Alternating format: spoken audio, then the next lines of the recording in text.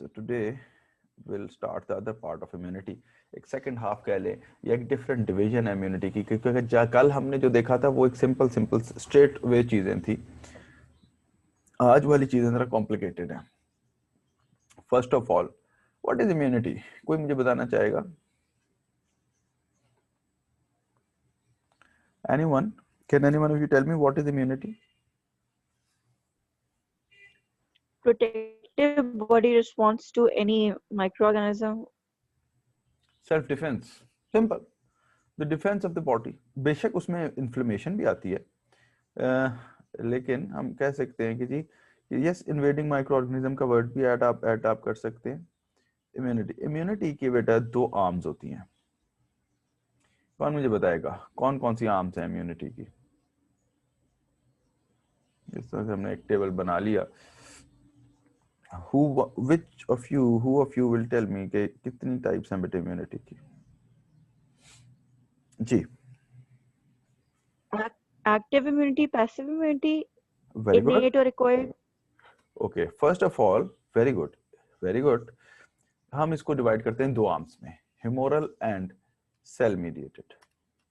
Humoral usually antibodies की base पे होती है, usually, again I am adding the word usually. और सेल मीडिएटेड ऑब्वियसली सेल्स की बेस पे होती है. और ह्यूमोरल हो या सेल मीडिएटेड हो, उसको हम फर्दर दो तरीकों से भी डिवाइड कर सकते हैं. एक है इनेट. इनेट वो है जो बाय बर्थ है. एक्वायर्ड वो है जो with the passage of time, with the passage of life हमारे अंदर डेवलप हो जाती है. जैसे आप लोगों ने सुना होगा एक बच्चे को मम्प्स हो गए हैं, अब वो दोबारा नहीं होंगे. सुना है ना ऐसे? इसी तरह आपने सुना कि एक बंदे को मीजल्स हो गई थी बचपन में, अब उसको नहीं होगी. इवन मीजल्स जो है, मीजल्स की एंटीबॉडीज मदर से फीटस में ट्रांसफर होती हैं, और उसके बारे में कहा जाता है कि इन द फर्स्ट 9 months वो एक्टिव रहती हैं. तो चांसेस आर वेरी लेस कि मीजल्स जो है अर्ली एजेस ऑफ लाइफ में होगी. इसलिए मीजल्स की जो रूटीन वैक्सीनेशन है, MMR जो लगती है, measles mumps rubella vaccine, it is somewhere near 1 year of life. So बहरहाल, अब जो इनेट इम्यूनिटी है बेटा, इनेट इम्यूनिटी की जो ह्यूमरल आर्म है वो कॉम्प्लीमेंट सिस्टम से रन करती है, क्योंकि बच्चे में पैदाइशी तौर पे, तो ये कौन कर रहा है? Complement system. इसके अलावा दूसरा जो रोल है इसके अंदर वो आता है न्यूट्रोफिल्स का. किसका? न्यूट्रोफिल्स. अब आ जाए हम नीचे, या इधर आ जाते हैं कि जब बच्चा पैदा होता है तो जो सेल मीडिएटेड इम्यूनिटी उसके अंदर पहले से मौजूद होती है, वो एक होती है थ्रू मैक्रोफेजेस, और दूसरी होती है थ्रू, कौन बताएगा? Can anyone of you fill in the blank? Fill the blank. Natural killer cells, NK cells. Natural killer cells ये क्या होते हैं, कहां से आते हैं, हम अभी बाद में देखेंगे. अब एक्वायर्ड इम्यूनिटी, जैसे जैसे बंदा बड़ा होता गया उसके अंदर एक्सपोजर होना शुरू हुआ, उस पर इन्फेक्शन होना शुरू हुए, उसको वैक्सीन करवा ली तो एक्वायर्ड इम्यूनिटी बनना शुरू हो गई. It is majorly through the B cells, B lymphocytes. और बी सेल्स का भी एक स्पेसिफिक वेरिएंट है जिसका नाम है प्लाज्मा सेल्स, जो कि एंटीबॉडी प्रोडक्शन करता है. वो मेजर एलिमेंट है जो कि एक्वायर्ड इम्यूनिटी की ह्यूमरल आर्म को रन करता है. And however the cell mediated arm of acquired immunity is through the T lymphocytes. इसके अंदर हमारे पास दो नाम आ जाते हैं, helper T cells, helper T lymphocytes, and cytotoxic T lymphocytes. तो ये दो सेल्स हैं. अब इसके अंदर दो चार बातें जो मैं आप लोगों को बताना चाहूंगा, वो I will ask you people, I will request you people कि आप लोग वो खुद से लिख लें. देखें, लिखिएगा एक बात, पहली बात लिखिएगा वो ये कि जो इनेट इम्यूनिटी है उसके अंदर एक दो और चीजें भी हैं जो कि हम ह्यूमोरल और सेल मीडिएटेड में ऐड नहीं कर सकते. Number 1, skin and the mucous membranes, और जिसके बारे में कई दफा कुछ किताबों में MCQ भी डाल दिया जाता है. The most important innate immunity is the skin. देखो, सबसे पहली इम्यूनिटी तो हमें हमारी स्किन ने दी ना, कि अंदर कुछ जा ही ना पाए. ताकि कुछ अंदर नहीं जा पाएगा तो हमारी बॉडी में इन्फेक्शन नहीं होगा, हमारी बॉडी से बच जाएगी. Skin and the mucous membranes. इसके अलावा अगला पॉइंट जो आप लोगों को मैं कहूंगा कि आप लोग यहाँ पे लिख लें, वो ये कि innate immunity does not improve with exposures. जैसे देखे ना, एक्वायर्ड इम्यूनिटी जो है ना, वो हमें आपको बाद में पता चलेगा कि जो इनेट इम्यूनिटी है वो एक्सपोजर के बाद बढ़ती नहीं है। और अगली बात, the innate immunity also does not have a memory function, does not have a memory function, इसमें मेमोरी भी नहीं होती, ठीक है। जबकि जो दूसरी है हमारे पास एक्वायर्ड इम्यूनिटी, एक्वायर्ड इम्यूनिटी के बारे में भी दो चार बातें लिख लीजिएगा। इट, पहली बात तो ये है कि it only occurs after N exposure. अगर एक्सपोजर नहीं होगा एक्वायर्ड इम्यूनिटी नहीं आएगी। हमारी बॉडी को पता ही नहीं कि ये बैक्टीरिया कैसा है, तो उसके अगेंस्ट वो एक्वायर्ड इम्यूनिटी कैसे बनाएगी। तो the first thing is that is very important that acquired immunity is can never be achieved until and unless N exposure is happening. एक एक्सपोजर होगा तो उसके बाद ही होगी।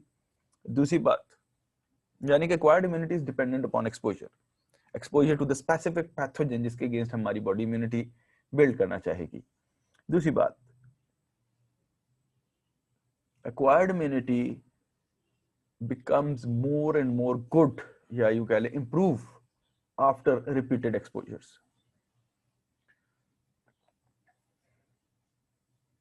And तीसरी बात, acquired immunity also has memory functions, जैसे memory B cells, memory T cells.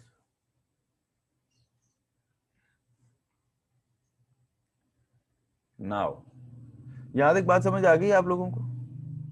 बड़ी सिंपल सी चीजें हैं ये, there is nothing so difficult in it. यहां तक तो बातें सिंपल है। Now, should I add something?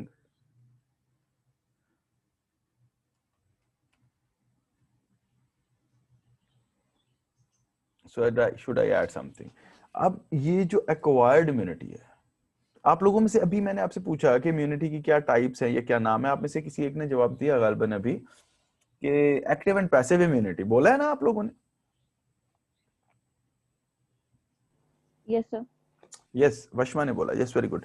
तो क्या आप मुझे बताना चाहेंगे कि what is active immunity, what is passive immunity, या एटलीस्ट ये जो हमने ये जो बनाई है चार इम्यूनिटीज, इनमें से किसकी टाइप है, चलो इनेट की टाइप है या एक्वायर्ड की टाइप है एक्टिव एंड पैसिव इम्यूनिटी?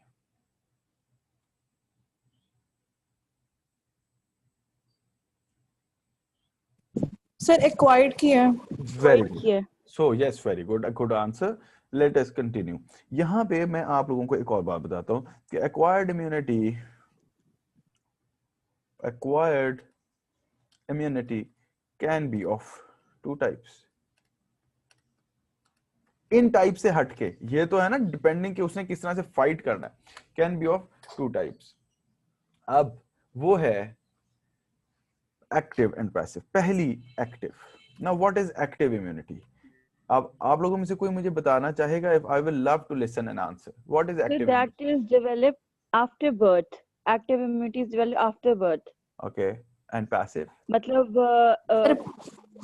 एक बंदे में एंटीजन होता है और वो itself एंटीबॉडी बनाती है, मतलब बॉडी खुद बनाती है antibody. Very good, that's very sir good. Passive में वैक्सीनाइजेशन आ जाएगी। Okay, very good, again I can not से वेरी बैड। ओके, चले मैं आपको बताता हूँ। देखें, आपका दोनों के जवाब किसी ना किसी हद तक थोड़े से ठीक है, लेकिन इसके कोई थोड़ी सी कंफ्यूजन है। लेट मी, एक तो याद रखिएगा, एक्टिव हो या पैसिव हो, आफ्टर बर्थ ही है। बिफोर बर्थ ना एक्टिव आती है ना पैसिव आती है, पहली बात। Active is simply immunization. Active को आप सिंपली क्या कह सकते हैं, सिंप्लीफाई करने के लिए, immunization through a vaccine, through vaccination. It is to simplify vaccination. फिर आगे दो तीन टाइप्स की, वो भी मैं बताऊंगा अभी आपको।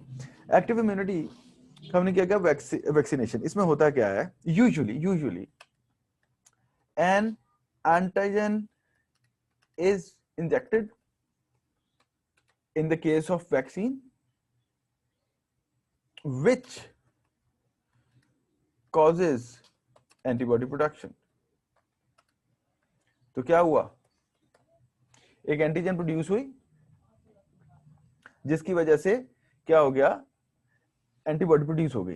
Can it be in a natural setting also. एक बच्चा था जो किसी देहाती आदमी के यहाँ पैदा हो गया, जिन्होंने कभी डॉक्टर के पास ही नहीं गए और कभी उन्होंने वैक्सीन लगवाई नहीं, तो क्या उसमें एक्टिव इम्यूनिटी आ सकती है? यस, आ सकती है। कि जैसे उसको मीजल्स हो गया, खुद से हो गया मीजल्स, उसको जब मीजल्स हुआ तो उसकी बॉडी ने जिसके अगेंस्ट एंटीबॉडी इम्यूनिटी डेवलप की, वो एक्टिव इम्यूनिटी थी, क्योंकि बॉडी ने खुद एंटीबॉडीज बनाई। इसको हम सिंप्लीफाई करने के लिए एक तो हमने वैक्सीनेशन का लफ्ज इधर ऐड कर दिया है, लेकिन इसको हम पहले इधर यहां पे लिख सकते हैं कि antibodies are formed by the body itself. और इसी के अंदर एक एग्जांपल हमने दे दी वैक्सीनेशन की, जिसके अंदर एक एंटीजन को इंजेक्ट कर देते हैं और जिसकी वजह से एंटीबॉडी प्रोड्यूस हो जाती है। सिंपल हो गया, active. Now the second one is passive. What is passive? ये भी आफ्टर बर्थ है। If I'm a surgeon and I'm working in a hospital, it is a very common patient which comes to us in our part of the world. वैसे it should not be a common patient, लेकिन हम बहुत frequently देखते हैं ऐसे मरीज, कई दफा एक दिन में 2 3 3 भी आ जाते हैं। Tetanus. And the patient does not even remember when he got a prick of the thorn, या उसको शीशा कब लगा था, चोट कब लगी थी, जिसकी वजह से tetanus उसकी बॉडी में आ गया।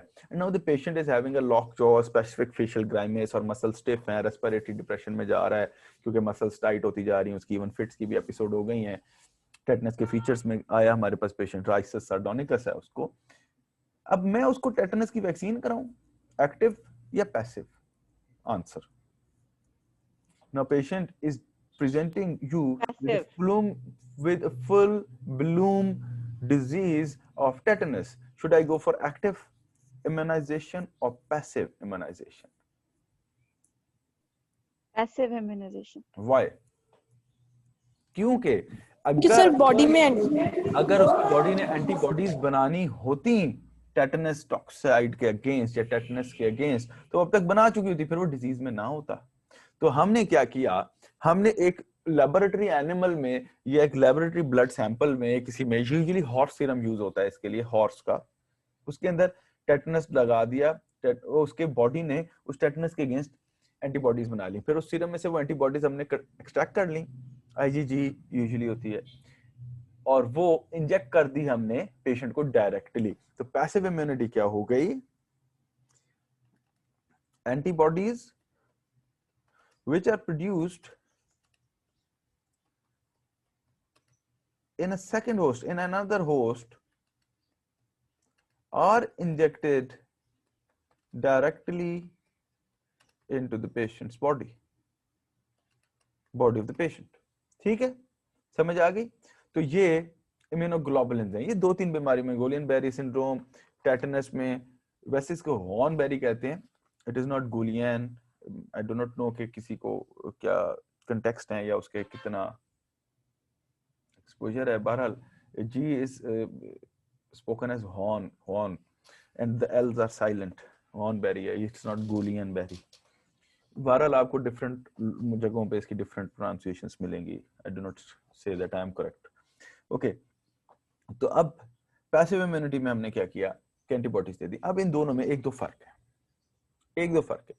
वो फर्क है, number 1, active immunization is slow in onset while passive is very fast in onset, क्योंकि हमने तो डायरेक्ट एंटीबॉडी दे दी तो बड़ी जल्दी इफेक्ट आएगा ना पेशेंट को। So active is slow in onset, passive is fast in onset. However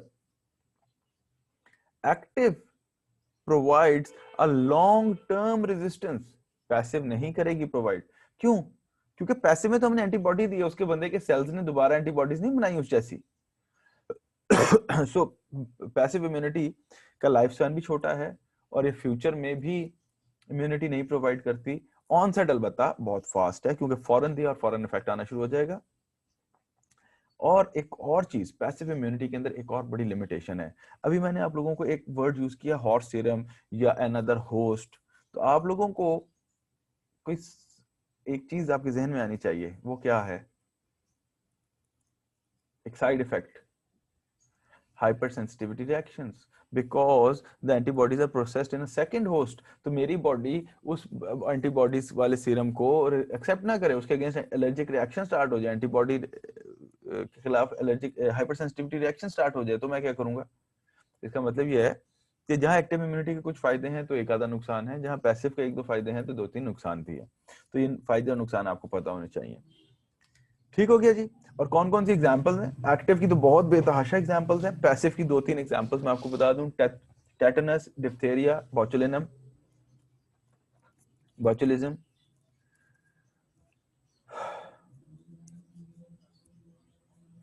even hepatitis A, B, and rabies. Hepatitis A, hepatitis B, and rabies. However, rabies is sir not. ये active की है passive की? जी जी, active की बता रहे हैं passive की? I did not get you. ये जी एग्जांपल सर आप एक्टिव, अच्छा पैसिव की हैं। जी सर। हाँ जी, पैसिव की हैं। Tetanus, botulism, diphtheria, hepatitis B, hepatitis A, and even rabies. Know how rabies is a viral disease जो पागल कुत्ते के कांटे से होती है, and it has 100% mortality, लेकिन वो उसका जो डोर्मेंट फेज होता है ना, जिसके अंदर वायरल मल्टीप्लिकेशन होती है इंक्यूबेशन पीरियड में, उसको स्लो कर देती है। एक और एग्जांपल भी है इसकी पैसिव इम्यूनिटी की, जो कि एक अभी किसी ने कहा था, डॉक्टर वशमा ने आई गेस, कि वो पैदा होने से पहले पैसिव इम्यूनिटी की एक स्पेसिफिक एग्जांपल है which can exist before birth also. कि मैंने आपको बताया था कि आईजीजी मदर से डायरेक्टली फीटस में जाती है ना?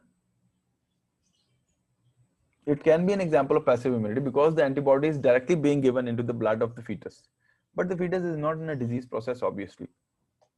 और एक और एग्जांपल भी है, ब्रेस्ट फीडिंग में, लैक्टेशन में मदर की बॉडी की सिक्रीशंस में आईजीए है जो बेबी को डिलीवर हो रहा है। तो ये दो एग्जांपल्स पैसिव इम्यूनिटी में आ सकती हैं। ठीक हो गया जी। Now the next topic it is antigens. What are antigens? Immunoglobulins कल हमने देख ली थी, आज हम एंटीजेंस पे बात करेंगे। व्हाट आर एंटीजेंस जी? Sir, present on surface of RBC okay जो एंटीबॉडी को रिसीव करते हैं। Okay, it can be an example, but चलें मैं आपको बताता हूँ। An antigen, by definition of Levinson and Robbins, an antigen is a substance, is a molecule that reacts with the antibody. That's all. An antigen is a substance that reacts with the antibody. एक बात। Whereas एक और लफ्ज use होता है, उसका नाम है immunogen. Antigen क्या है? It's a molecule which reacts with the antibody. The second thing is immunogen. What is immunogen? An immunogen is a molecule which induces an immune response.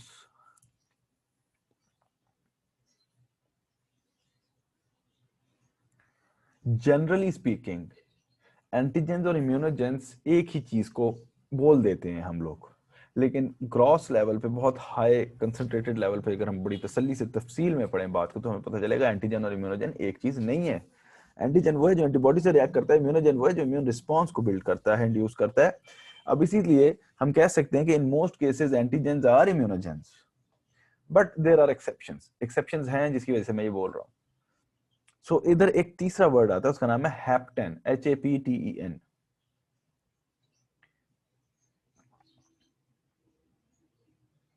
किसी को पता है what is a hapten? HAPTEN, hapten?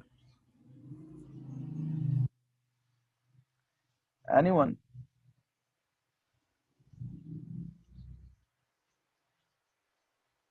Okay. Hapten is a molecule which is not immunogenic by itself.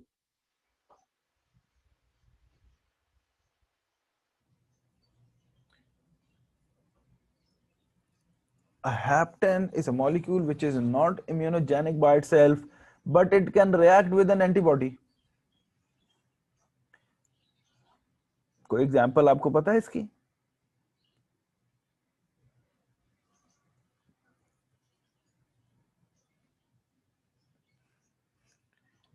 Can anyone of you tell me the example, an example of haptens? Penicillins, जो कि drugs हैं आपकी बड़ी famous, penicillin G, penicillin B, amoxicillin, ampicillin, ठीक है, piperacillin, ticarcillin, ये सारी क्या है? Methicillin, nafcillin, oxacillin, these are all penicillins and they are haptens. इसीलिए आपने सुना है, पढ़ा है हर जगह कि penicillins are notorious for allergic reactions.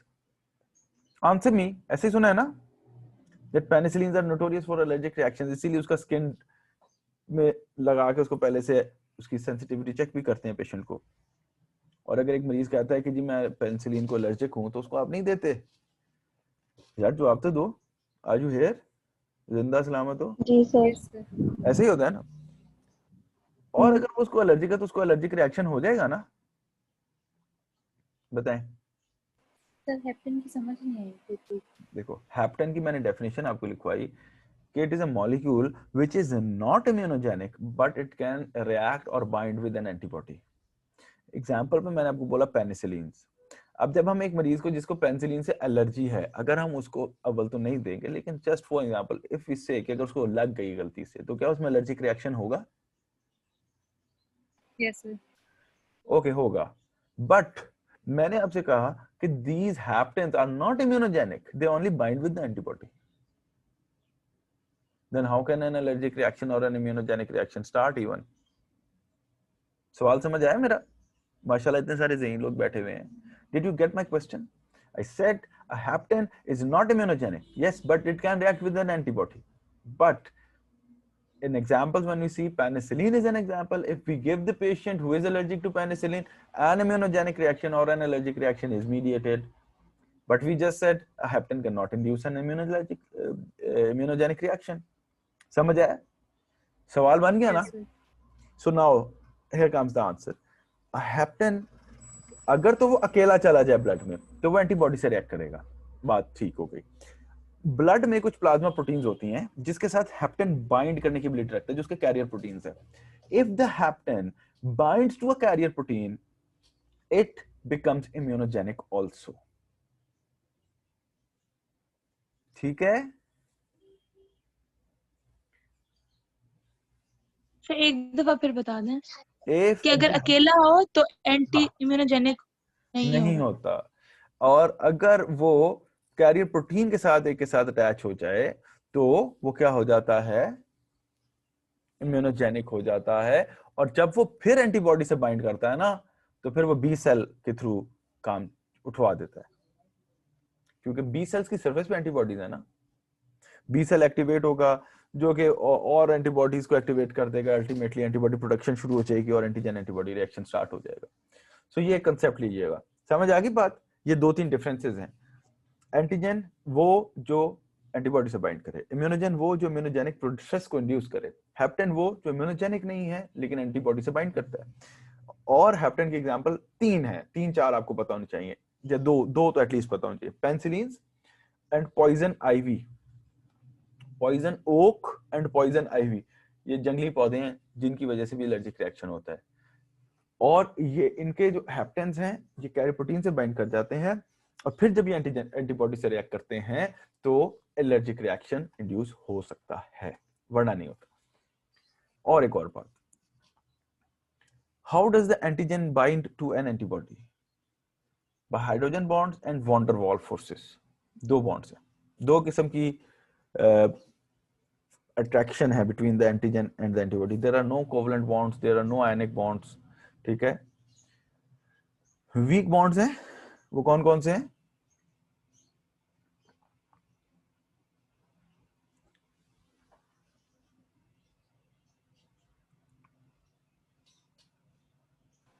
Sir hydrogen bond और वॉन्डर वॉल फोर्सेस, वो जो आपने एफएससी में लेवल में पढ़ी थी, VANDER, वॉन्डर स्पेस देके WAAL', वॉन्डर वॉल्स फोर्सेस, वो जो वीक फोर्सेस थी, इनके थ्रू ये बॉन्ड होता है. और एक और चीज जो शायद आपको इस लेवल पे थोड़ी सी अजीब लगे, but it is like that, कि एंटीजन की एंटीबॉडी के साथ जो एफिनिटी है वो डिपेंड करती है एंटीजन और एंटीबॉडी के शेप पे. फर्ज करो एंटीजन ऐसी और एंटीबॉडी ऐसी है, तो ये बड़े अच्छा सा फिट आ गया. तो जितनी अच्छे तरीके से उसके शेप में फिट आता है एंटीजन एंटीबॉडी, उतना स्ट्रॉन्ग एफिनिटी होती है उन दोनों के दरमियान में. और ये एफिनिटी बढ़ती जाती है रिपीटेड एक्सपोजर से। क्या अब एंटीबॉडी को पता चल गया कि जो एंटीजन आनी है वो किस शेप की है, उसको मैं फौरन कैसे पकड़ लूं? So with repeated exposure, the affinity of antigens with the active antibody even increases with the passage of time. Now, there should be some features. Number one, antigens या इम्यूनोजेंस के कुछ एक फीचर्स होने चाहिए, एक एक लफ्ज, ज्यादा नहीं. They should be foreign. Ideal situations में ऑटोइम्यून डिजीजेस की बात नहीं कर रहा. ऑटोइम्यून डिजीजेस में या टाइप 2 हाइपरसेंसिटिव, टाइप 3 हाइपरसेंसिटिविटी में कई दफा ऐसा भी होता है. ये ऑटोइम्यून डिजीजेस की एग्जांपल ले लें कि हमारी अपनी बॉडी की एंटीजेंस के अगेंस्ट एंटीबॉडीज बन जाती हैं, but ideally it's a disease process, it's not a normal thing. तो नॉर्मल फिजियोलॉजिकल चीज नहीं है, वो डिजीज है. तो ये याद रखिएगा कि आइडियली एन एंटीजन और an immunogen should be foreign in nature, it should not be from the body. अगर बॉडी के साथ होगा तो वो ऑटोइम्यून डिजीज बन जाएगी. दूसरी बात, molecular weight, molecular size below 10,000 very very weak immunogens, above 100,000 very strong immunogens. तो जितना बड़ा साइज होगा एंटीजन का या इम्यूनोजन का, जो प्रोटीन्स हैं वो उतना ही ज्यादा. So below 10,000 very weak, above 100,000 very strong. तो जितना बड़ा मॉलिक्यूलर वेट है, जितना ज्यादा मॉलिक्यूलर वेट है इस प्रोटीन का जो कि एक एंटीजन है, वो उतना ही ज्यादा इम्यूनोजेनिक है. और यही बात तो मैं आपको बताऊं कि जो अभी मैंने हेप्टेन में बताया ना आपको, ये बाद में थोड़ी सी सेंस स्किप कर गई थी इस वक्त बोलना, कि हेप्टेन छोटा मॉलिक्यूल होता है, इसीलिए वो इम्यून रिएक्शन नहीं करवा सकता. जब वो प्रोटीन के साथ बाइंड कर जाता है तो उसका मॉलिक्यूलर वेट बढ़ जाता है, और जैसे उसका मॉलिक्यूलर वेट बढ़ जाता है तो वो इम्यूनोजेनिक भी हो जाता है. So actually that binding with the carrier protein makes it increase its size, जिसकी वजह से वो इम्यूनोजेनिक बन पाता है.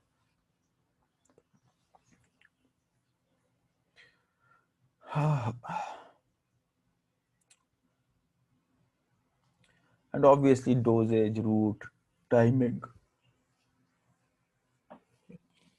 ये सारी चीजें. अब इधर एक और चीज याद रखिएगा, at both extremes of the ages, in a newborn and even in a very old person, the immune response is, you can say, less developed. Reasons क्या हैं? There can be a reason. एक छोटे बच्चे में भी immune response slow है, एक बूढ़े आदमी में भी immune response slow है.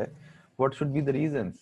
In a newborn baby, एक तो क्या है, एंटीबॉडीज नहीं है ना, सिर्फ IgG है, और जब वो माँ का दूध पिएगा तो ही उसमें IgA आएगी. अगर आजकल की माएँ तो कई दफा बच्चों को ब्रेस्ट फीड भी नहीं करवाती, तो IgA भी नहीं आएगी. तो इस वजह से एक तो क्या है कि उसके अंदर एंटीबॉडीज नहीं है, तो बच्चे के अंदर इम्यून रिस्पॉन्स स्लो है. और दूसरी बात, बच्चों में T cell functions less developed होते हैं. T cells, helper T and cytotoxic T cells के फंक्शंस लेस डेवलप्ड होते हैं, इसलिए बच्चों में immune response is very weak. और elderly, in elderly reduced IgG response, IgG इतनी अच्छी नहीं रहती, इतनी काबिल नहीं रहती कि वो सही रिस्पॉन्स दे सके. And number 2, decrease in number of T cells.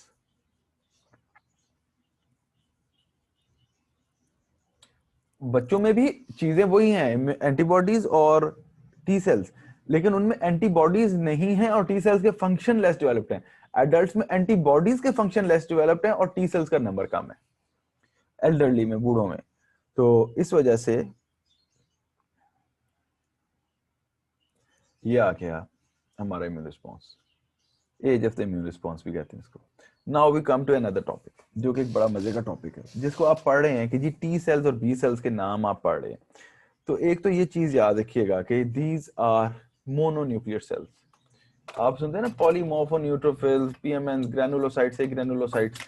एक तो चीज याद रखिएगा कि जो लिम्फोसाइट्स हैं ये ए ग्रैनुलोसाइट्स हैं. The first thing you should know is that lymphocytes are agranulocytes, and the second thing you should know is कि they are mononuclear cells, they have a single large round central nucleus. दो बातें. और एक granulocytes होने की वजह से इनके साइटोप्लाज्म में कोई भी ग्रैन्यूल्स नहीं होते। ठीक है, दो बातें लिख ली। lymphocytes, so we will give a heading lymphocytes हैं क्या। आज इंशाल्लाह आपको बहुत सारी बातें समझ आएंगी। एक तो क्या है, they are agranulocytes, they do not have any granules in the cytoplasm and they have a single nucleus, mononuclear cells हैं, सिंगल न्यूक्लियस जो कि राउंड है, राउंड होता है। जो मोनोसाइट्स होते हैं वो भी मोनोन्यूक्लियर ग्रैनुलोसाइट्स हैं, लेकिन उनका जो न्यूक्लियस होता है ना मोनोसाइट्स का, वो किडनी शेप्ड होता है, इनका राउंड होता है। अब अगर एक और बात मैं आपको लिखवा देता हूं क्योंकि टाइम ना जाया हो। एक तो ये बात कि in the embryological period the lymphocytes are produced in the foetal liver and yolk sac। कहां पे? in the embryological period the lymphocytes are produced in the fetal liver and the yolk sac।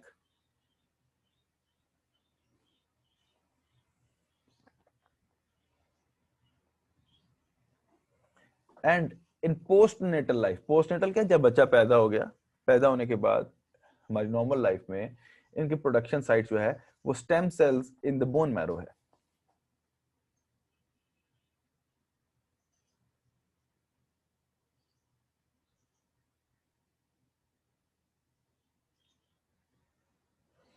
अब मैं stem cells की जो formation है उस पर नहीं जाता, उसमें 3-4 सीरीज थी अगर आपको याद हो। माइलॉइड सीरीज थी, एरिथ्रॉइड सीरीज थी, लिम्फॉइड सीरीज थी। बहरहाल एक छोटा सा पॉइंट ही लिखिएगा कि जो लिम्फॉइड सीरीज के सेल्स हैं जिन्होंने लिम्फोसाइट्स बनना है वो दो जगहों पे जाके मैच्योर होते हैं। बने कहाँ पे? बोन मैरो में। मैच्योर कहाँ पे होंगे ये कौन बताएगा? ये एमसीक्यू है, कौन कौन बताना चाहेगा मुझे? बल्कि मैं इसको यूं करके ना बना देता हूँ आप लोगों को। ये एक सेल है जो कि बोन मैरो का स्टेम सेल है, और ये जाएगा एक ऑर्गन पे, ये जाएगा एक ऑर्गन पे, एक यहाँ पे जाके मैच्योर होगा, एक यहाँ पे जाके मैच्योर होगा। हम इसको यूं बना लेते हैं। और ये जब मैच्योर होगा तो ये दो चीजों में कन्वर्ट हो सकता है।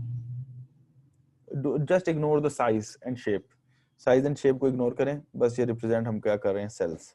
दिस कैन बी ठीक है। Now we can add arrows.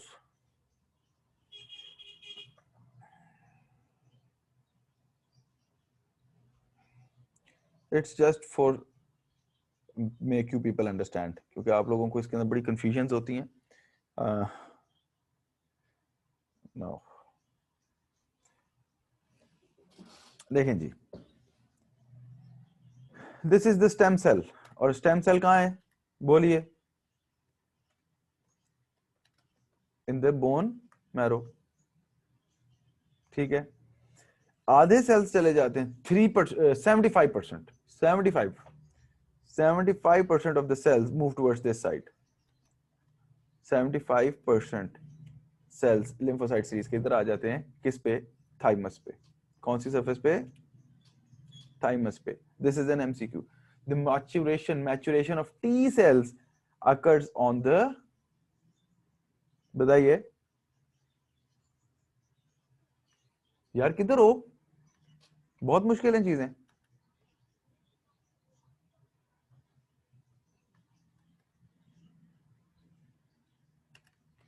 Are you here? Are you listening me? आवाज आ रही है आप लोगों को मेरी? Yes, sir. अच्छा, तो ऐसे खामोश क्यों बैठे हुए हो? क्या हो गया है? जिंदा सलामत हो माशाल्लाह, और जवाब दिया करो, बेशक गलत भी दिया करो, कोई हर्ज नहीं है।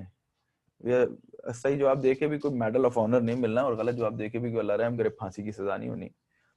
तो देखें, lymphoid cells, lymphocytes are produced in this bone marrow. T lymphocytes are matured on the thymus. Maturation occurs on the thymus.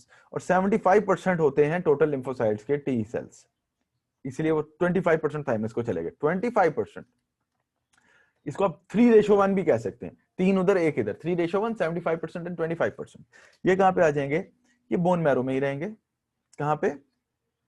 on the bone marrow, and they will obviously convert into, बोलिए, B cells.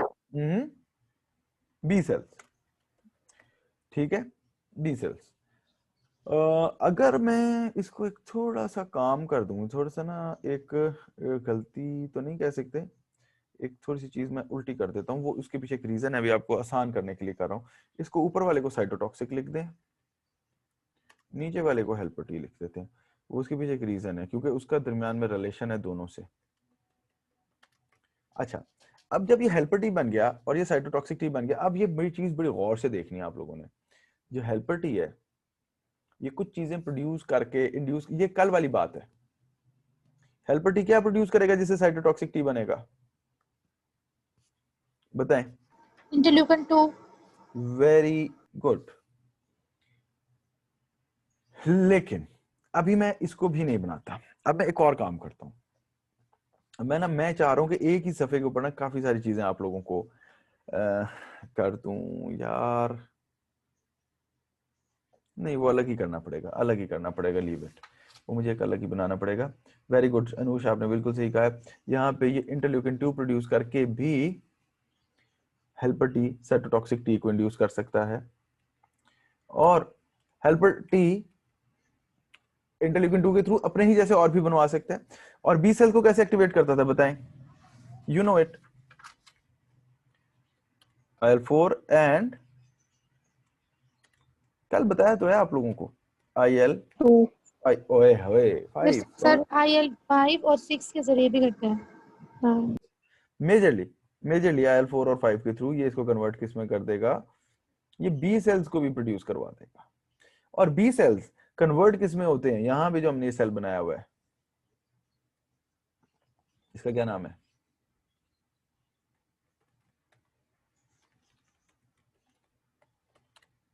Plasma cells. And plasma cells का function क्या है,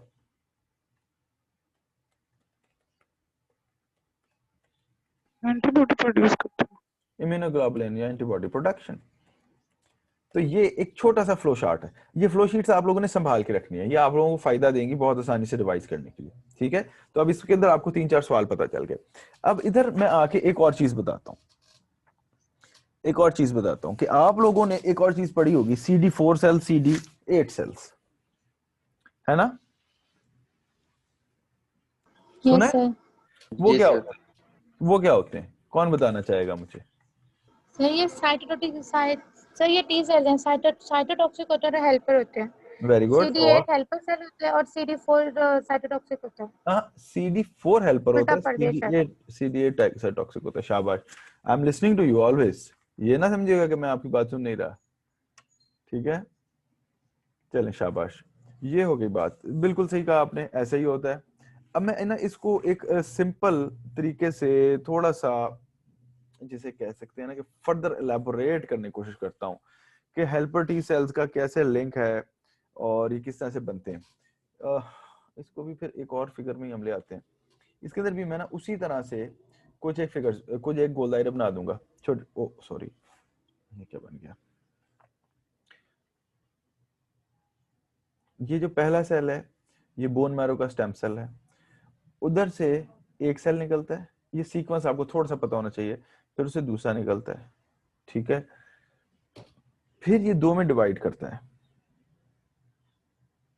1 2 1 2 3 2 इधर, फिर एक और में divide करता है, फिर इससे 2 निकलते हैं। So this is something a bit tricky one, ये भी आपको, और एक डेड सेल को हम रिप्रेजेंट कर देते हैं इस तरह से, एक यहाँ पे और एक यहाँ पे, ये देखिएगा अभी आपको समझ आ जाएगा ये हुआ क्या। ये स्टेम सेल है, ये कन्वर्ट होता है एक सेल में, ये कन्वर्ट होता है अगले सेल में, ये डिवाइड हो जाता है 2 में।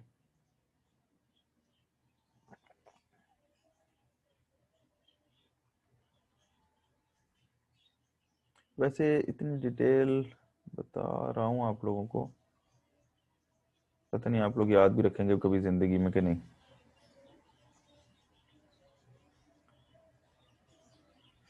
देखें जी, ये जो पहला सेल है ना, the first cell, this is the stem cell, ये कौन सा सेल है, जो कि बोन मैरो में, ठीक है।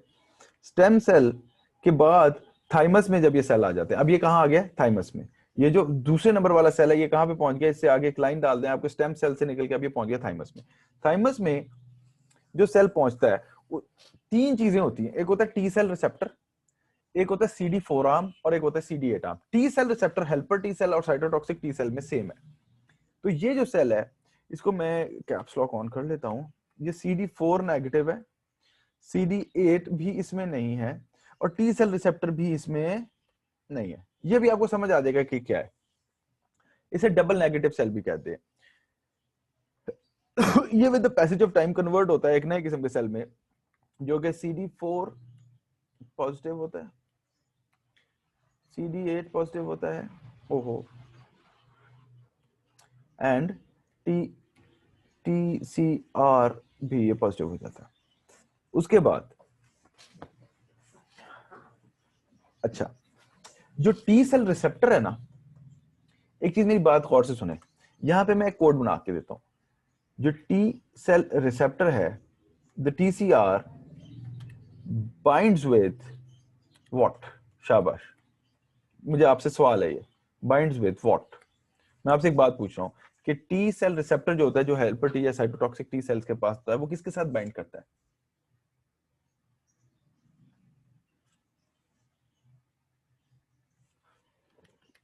MHC proteins. ओके, आप लोगों को नहीं पता, MHC प्रोटीन्स के साथ बाइंड करता है। टी सेल रिसेप्टर किसके साथ बाइंड करता है? MHC प्रोटीन्स के साथ। लेकिन आप लोगों ने MCQs की बुक्स में पढ़ा है कि CD4 या CD8 हाँ बाइंड करती है MHC प्रोटीन्स के साथ, ऐसे ही बोले, बताएं यार, जवाब दिया करें। इंटरैक्टिव होती है स्टडी, कभी भी ऐसे नहीं होती कि मैं दीवारों को बोला पढ़ाता जा रहा हूं, ऐसे ही पढ़ा है ना। तो आपका ये भी एक कंसेप्ट है जिसको हम चेंज करेंगे आज थोड़ा सा। तो TCR binds with MHC proteins. अब TCR रिसेप्टर के लिए शर्त है कि उसको MHC के साथ बाइंड करना चाहिए। जो sales which have an ability to bind with MHC they remain alive, the other one dies। तो ये क्या हो गया? Dead। Why? Because it could not bind to the MHC receptor। ठीक है, समझ आ गई बात?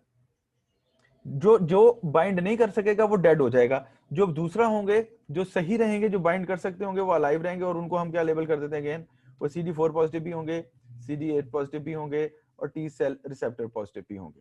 सिंपल। जो डेड हुए वो कौन है? I am repeating, those who could not bind to the MHC। अब MHC मेजर हिस्टोकंपैटिबिलिटी कॉम्प्लेक्स, जिसकी 2 टाइप्स आप लोगों ने पढ़ी है, 1 और 2, उसके ऊपर होता क्या है? MHC आर्म जो होती है किसी भी सेल की, वो किस चीज को अटैच करके लाती है? No way, your doctors, come on, it is the antigen presenting site. वो एंटीजन को लेके आती है। क्या करके आती है? MHC प्रोटीन किस चीज को प्रेजेंट करती है? फर्ज करें मेरा ये हाथ MHC है और इसके ऊपर एक एंटीजन पड़ा हुआ है, तो ये जो आर्म है ये MHC आर्म है, और ये किस चीज को प्रेजेंट कर रही है? बोलिए। एंटीजन को। और इस एंटीजन के साथ बाइंड किसने करना है? टी सेल रिसेप्टर ने। इसीलिए पहले देखा गया वो सेल्स जो जिनका TCR MHC से बाइंड कर सकता है वो जिंदा रहेंगे, बाकियों को मार देंगे। उसके बाद वो सेल्स जिनका टी सेल रिसेप्टर एंटीजेंस को पहचानता है वो जिंदा रहेंगे, बाकी फिर मर जाएंगे। अब ये वाले जो हैं ये क्या हो गए? ये फिर हो गए डेड सेल्स। पिछले वाले किस बेस पे मारे गए? कि they did not bind to the MHC। ये वाले किस बेस पे मारे गए? That they did not recognise the antigen. भाई एक टी सेल है, वो एंटीजन को ही रिकॉग्नाइज नहीं कर सकता, फिर उसका क्या? एक आपने घर में गार्ड रखा हुआ है जिसे बंदूक ही नहीं चलानी आती, फिर वो गार्ड बनाना हुआ? वो तो माली होना चाहिए या दूध वाला होना चाहिए, ठीक है ना? अब ये जो सेल्स बनेंगे ये फाइनेस्ट सेल्स होंगे, जो कि CD4 पॉजिटिव भी होंगे, CD8 पॉजिटिव भी होंगे और टी सेल रिसेप्टर पॉजिटिव भी होंगे। ठीक है, यहां पे मैं लिख दूं आप लोगों को, ये लिख दूं ये बात? यस सर, लिख दे। ये कौन से मरे? Those who did not bind to self bind to MHC receptor. self MHC proteins.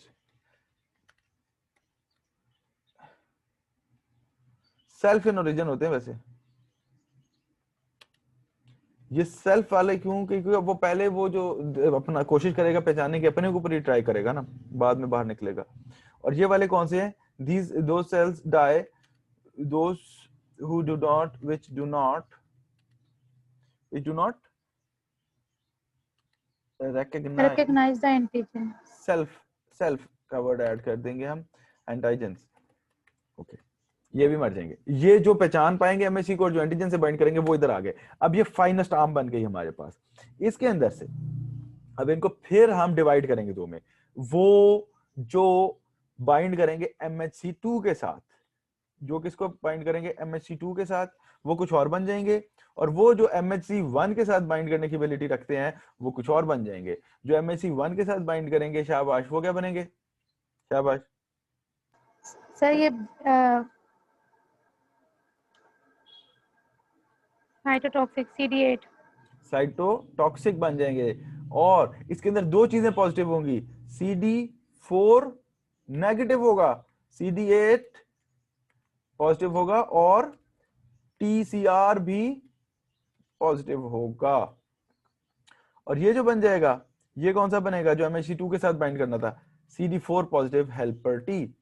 और जो हेल्पर T होगा, शाबाश, ये CD4 पॉजिटिव होगा, CD8 नेगेटिव होगा and T cell receptor positive होगा। T सेल रिसेप्टर पॉजिटिव होना जरूरी है। समझ आ गई बात? तो ये इस तरह से ये सेल्स बन जाएंगे। अब हमें पता चला, अब हमें एक और बात पता चली कि CD4 ने नहीं बाइंड करना MHC के साथ, बल्कि T सेल रिसेप्टर ने करना होता है। वो कैसे होता है वो भी मैं बॉन्ड अभी आपको बना के दिखाऊंगा। लेकिन अब हेल्पर T सेल्स के अंदर एक और मसला है। कल मैंने आप लोगों को बोला है कि मैंने इतना ही बताया था कि हेल्पर T सेल्स की दो टाइप्स होती हैं, TH1 TH2। याद है?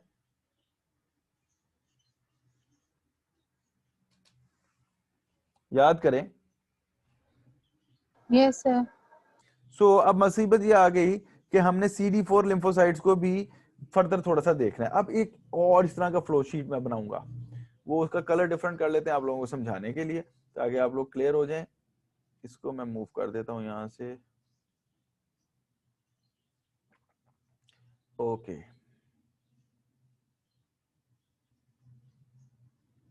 अब एक सेल है और एक और सेल है, ये दो सेल्स हैं, ये कुछ प्रोड्यूस करते हैं, ठीक है, किसी के रिस्पॉन्स में। मैं अभी आपको अभी सब समझ आ जाएगा। ये भी एक बड़े मजे का फ्लो चार्ट है, और ये फ्लो शीट्स आपको बहुत इंशाल्लाह फायदा देने वाली हैं, सिर्फ एग्जाम में नहीं, जिंदगी भर के लिए, अगर आप पढ़ाई को शौक समझ के करते हैं। हाँ, अगर पढ़ाई को मजबूरी समझ करते हैं, इम्तिहान पास हो जाएगा, कोई हर्ज नहीं। अगेन ये गोल दायरे तकरीबन सेम साइज के हैं, डू नॉट गेट कंफ्यूज्ड। ये जो बस मैं जल्दी जल्दी बना रहा हूँ, मैं ज्यादा खूबसूरतियों में नहीं पढ़ रहा। नहीं जी, ये भी मैंने कुछ गोल दायरे बना लिए, ये हमने याद किया हुआ, मैंने याद किया हुआ है कि ये मैंने कैसे बनाना है। और यहाँ पे एक चीज बना देता हूँ, उसका नाम है बैक्टीरिया। ये क्या है? माइक्रो ऑर्गेनिज्म है कोई भी। अब ये क्या चीज है जी? This is a microorganism. Microorganisms, okay.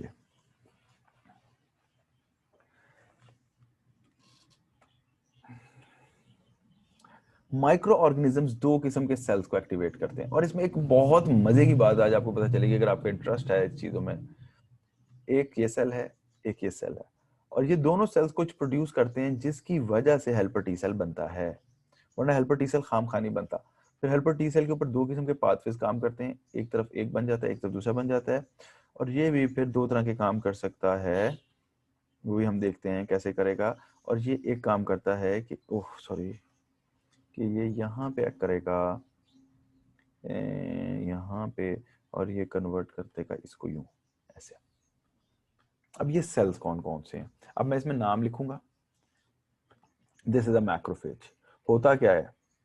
Phase cell, जब भी कोई बैक्टीरिया या पैथोजन आता है, माइक्रो ऑर्गेनिज्म आता है, उसके अगेंस्ट कौन फाइट करने के लिए खड़ा होता है? मैक्रोफेज। मैक्रोफेज एक सब्सटेंस प्रोड्यूस करता है इंटरल्यूकिन 12, और इंटरल्यूकिन 12 से एक हेल्पर टी सेल एक्टिवेट हो जाता है। क्या हो जाता है? हेल्पर टी, जो कि CD4 पॉजिटिव है, CD8 नेगेटिव है, TCR पॉजिटिव है। लेकिन इसके अंदर हम एक और चीज आज ऐड करेंगे कि ये TH0 है, TH नहीं है इसमें कुछ भी, TH0 सेल है। ये जो हेल्पर टी है, ये जो यहाँ पे बना था नीचे, ये TH0 है। एक और सेल है, ये जो सेल है इसके बारे में लिविंसन ने और रॉबिन्स ने लिखा है कि this is a cell of the body which is unknown till now. और हमें नहीं पता ये कौन सा सेल है, लेकिन ये बॉडी का कोई सेल है जो कि थोड़ा सा सस्पिशियस है, जिसकी लोकेशन और उसका नाम हमें नहीं पता। ये प्रोड्यूस करता है एक और सब्सटेंस, उसका नाम है इंटरल्यूकिन, इंटरल्यूकिन 4। और इंटरल्यूकिन 12 और 4 मिलके असल में हेल्पर टी सेल को, TH0 सेल को एक्टिवेट कर देते हैं। अब जो हेल्पर टी सेल होता है वो कुछ पाथवेज से गुजरता है। एक पाथवे होता है interleukin 12 mediated, IL-12 mediated pathway.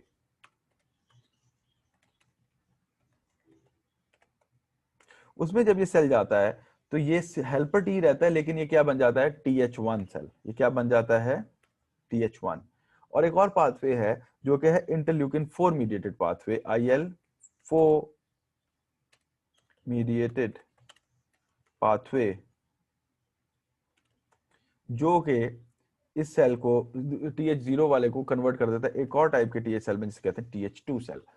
अब देखें कुछ डिफरेंसेस कल भी हमने पढ़ लिए थे इंटरल्यूकिन के हिसाब से, और मैंने कल आपको बताया था TH1 type of helper T cell interleukin 2 produce करता है, TH2 type of helper T cell interleukin 4 और 5 प्रोड्यूस करता है।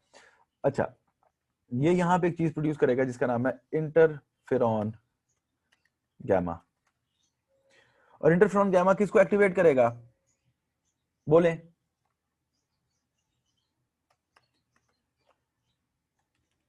चलो पढ़ के ही बता दो। Activated macrophage. तो जो TH1 सेल एक और काम करेगा, इंटरल्यूकिन 2 को प्रोड्यूस करेगा। बल्कि इधर एक और एरो भी आना चाहिए, यूं करके।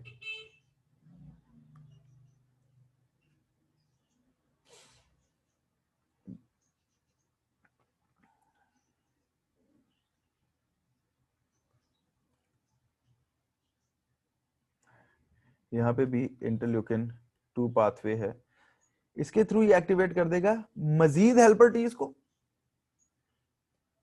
किसको एक्टिवेट करेगा? TH1 variety of helper T, या एक्टिवेट कर देगा, बोले यार मैंने कल आपको लिखवाया है,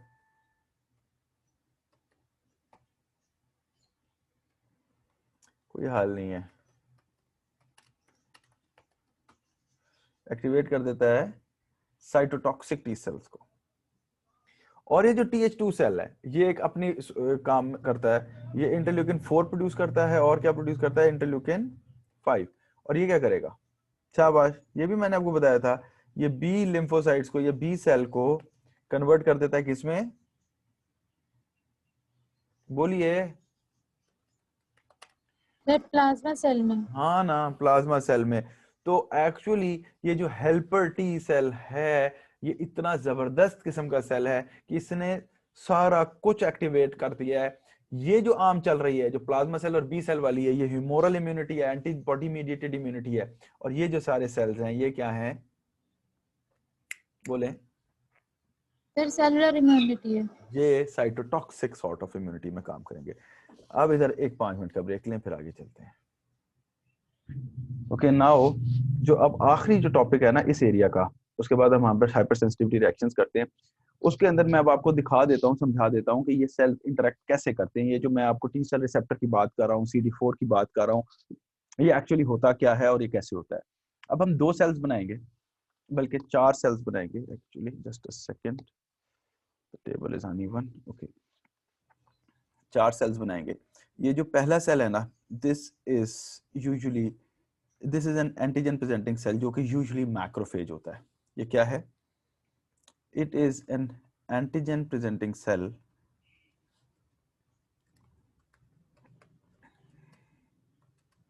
which is usually a macrophage. कौन सा? अब मैक्रोफेज या फेज सेल का क्या काम होगा? वो क्या करेगा? वो फेगोसाइटोसिस करेगा। वो फेगोसाइटोसिस करने के बाद जो एनगल्फ्ड पार्टिकल होगा उसके ऊपर जो एंटीजन होगा उसको अपने ऊपर एक्सपोज कर देगा। ऐसे ही करेगा ना? बताएं। और ये जिस चीज के ऊपर एंटीजन को एक्सपोज करेगा उसको हम कहेंगे इसकी एंटीजन प्रेजेंटिंग साइट। क्या कहलाती है ये? This is the antigen presenting site of the antigen presenting cell. और ये एंटीजन प्रेजेंटिंग साइट एक्चुअली क्या है, ये कौन बताएगा? This is antigen presenting site and it is actually MHC। क्या है? MHC। और इसको हम फर्ज करें, हम कह देंगे ये MHC टाइप 2 वाला सेल है। ये एंटीजन प्रेजेंटिंग सेल जो है इसके ऊपर जो MHC आर्म है वो क्या है? MHC2 है। अब जो MHC2 आर्म होती है ना उसके ऊपर इधर करके एक और मॉलिक्यूल छोटा सा लगा होता है, इसी के ऊपर यहां पे एक और मॉलिक्यूल भी लगा होता है। और इसके ऊपर इसने सरफेस पे क्या पकड़ा हुआ होगा? अपने क्या चीज पकड़ी हुई होगी एंटीजन प्रेजेंटिंग साइट ने? Obviously antigen. ये जो येलो चीज कलर पे चीज पड़ी हुई है ये क्या है? This is the antigen. On the antigen presenting site of the antigen presenting cell definitely there should be an antigen. अब यहां पे जो दूसरा सेल होता है इसके साथ उसका नाम है हेल्पर टी सेल। कौन सा सेल आ गया? अब ये MHC2 है ना, इसके साथ जो बाइंड करेगा वो सेल कौन सा होगा? छोटा कर लेते हैं हम इसको। This is the helper T. और हेल्पर टी भी कौन सा? TH1 वाला है ये भी मैं बताता हूं कैसे।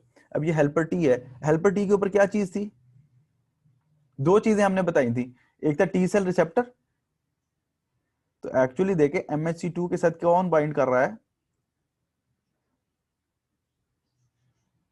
This is the TCR, the T cell receptor of the helper T cell. लेकिन ये बॉन्ड कभी भी पूरा नहीं होता until and unless एक और चीज जो इसके यहां से अलग से निकल रही होती है वो आके यूं करके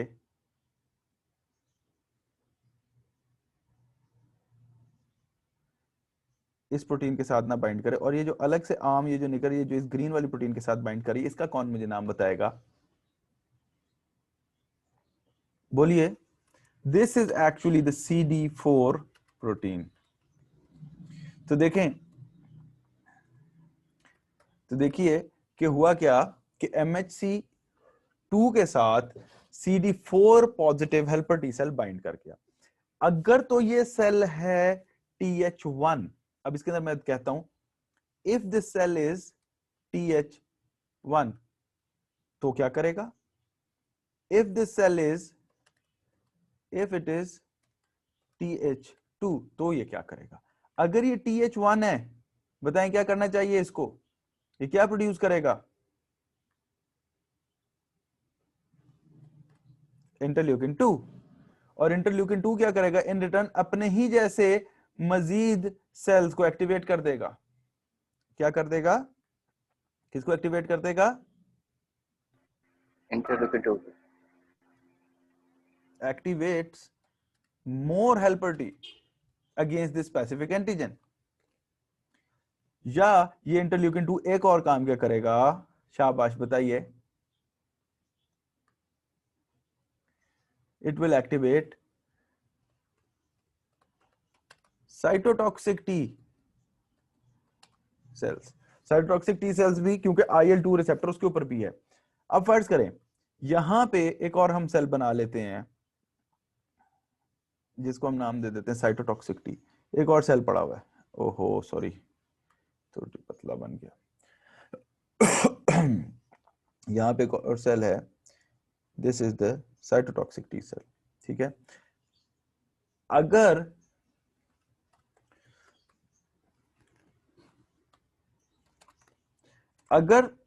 तो ये IL-2 इस साइटोटॉक्सिक टी के ऊपर अटैक कर दिया, तो ये साइटोटॉक्सिक टी इस एंटीजन कैरिंग जो भी सब्सटेंस हमारी बॉडी में जहां जहां होगा उसके अगेंस्ट एक्टिवेट हो जाएगा, उसको डायरेक्टली किल कर देगा। समझ आया बात? तो साइटोटॉक्सिक टी की एक्टिवेशन का एक तरीका क्या है? इस वाले इंटरल्यूकिन 2 के थ्रू। और ये जो साइटोटॉक्सिक टी है ये क्या करेगा बताएं? It will kill any of the cell which is bearing that yellow antigen. समझ आ गई बात की? तो हेल्पर टी बजाते खुद किलिंग नहीं करता।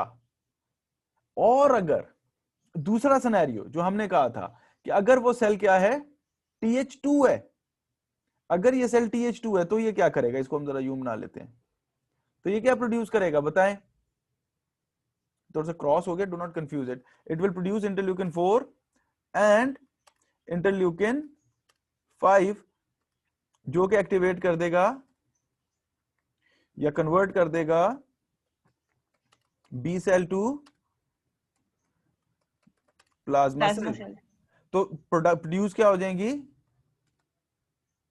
प्रोडक्शन ऑफ एंटीबॉडीज, एंटीबायोटिक्स का एंटीबॉडीज प्रोड्यूस होने लग जाएंगी। तो ये देखो हेल्पर टी सेल ने खुद नहीं किलिंग की, लेकिन उसे बहुत कुछ करवा दिया है।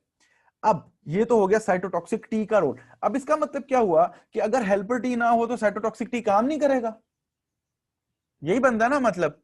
लेकिन ऐसा नहीं है, साइटोटॉक्सिक टी इंडिविजुअली भी काम कर सकता है। इंडिविजुअली कैसे काम कर सकता है? अब वो इंडिविजुअली ऐसे काम कर सकता है कि हम एक और सेल बनाते हैं, लेकिन इस सेल को हम थोड़ा सा डिफरेंट बनाएंगे। ये जो सेल है ये एक ऐसा सेल है जो कि ह्यूमन बॉडी का सेल है। फर्ज करें ये हेपेटोसाइट है, human body cell. It's a human body cell which is infected by a virus,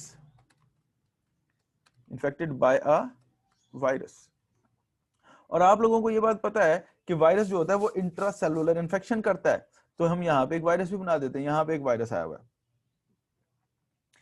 अब ये जो सेल है ना, इसके ऊपर जो आर्म होगी वो यूं होगी कि इसके ऊपर भी एक आर्म होगी, लेकिन इसके ऊपर जो आर्म होगी वो होगी MHC1। कौन सी आर्म होगी? MHC1 arm. तो ये इसकी एंटीजन प्रेजेंटिंग साइट है। एक तरह से ये भी एंटीजन प्रेजेंटिंग सेल है, लेकिन फर्क क्या है? इसके अंदर जो एंटीजन बड़ा हुआ है वो एंटीजन वायरस का एंटीजन है। और हम इसको यहां पे यूं बना लेते हैं कि जो वायरस है इसकी सरफेस के ऊपर कुछ ऑरेंज कलर के एंटीजन थे, जिसमें से एक एंटीजन इसने पकड़ के यहां पे लगा दिया। ठीक है, अब इसको डायरेक्टली कौन पहचानेगा? शाबाश, इसको साइटोटॉक्सिक टी सेल अपने टी सेल रिसेप्टर के थ्रू पहचानेगा, और इस तरह के एंटीजेंस जहां पे भी इसको मिलेंगे उनको किल कर देगा। And again I will add few things here कि ये क्या है, इसका TCR है, लेकिन इसके ब्लैक वाली चीज के ऊपर भी एक और स्ट्रक्चर हम बना देते हैं, MHC1 नाम के ऊपर एक और स्ट्रक्चर बना लेते हैं इसी तरह से। और इसके साथ कौन बाइंड करेगा बताइए? Sir CD8 protein. यस, इसके साथ थोड़ा सा टाइम लग जाता है इसको बनाने में, इसके साथ बाइंड कर जाएगी CD8 प्रोटीन। Very good. और ये CD8 आर्म किसके पास है? ऑब्वियसली साइटोटॉक्सिक टी के पास। तो ये CD8 प्रोटीन के थ्रू ही बाइंड कर सकता है।